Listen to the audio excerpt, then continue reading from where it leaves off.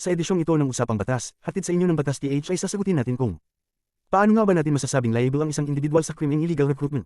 Pero ano nga ba ang illegal recruitment? Ang illegal recruitment ay ang pagkuha ng mga tao para sa trabaho o ang paglipat ng mga gamit o tao sa ibang bansa nang walang tamang lisensya. Ibig sabihin nito, hindi na mamonitor ng gobyerno ang proseso ng pagkuha sa mga trabahador na ito. May dalawang uri ng illegal recruitment. Ito ay ang simple illegal recruitment at illegal recruitment involving economic sabotage o mas kilala sa tawag na syndicated illegal recruitment. Ang simple illegal recruitment ay isang krimen kung saan ang isang individual ay kumukuha o kumukontrata ng mga manggagawa na karaniwang idinadala sa ibang bansa nang walang kaukulang dokumento. Samantalang, ang illegal recruitment involving economic sabotage naman o mas kilala sa tawag na syndicated illegal recruitment ay ang illegal na pagre-recruit o pagkontrata ng mga taong gustong magtrabaho na ginagawa ng isang grupo o sindikato na kinabibilangan ng 3 o higit pang nagsasabwatang kasangkot. Ang parusa sa sino mang mapapatunayang nagkasala ng illegal recruitment ay pagkakakulong na aabot sa 12 taon at 1 araw hanggang 20 taon at 1 araw. Siya rin ay pagmumultahin ng 1 milyon hanggang 2 milyong piso.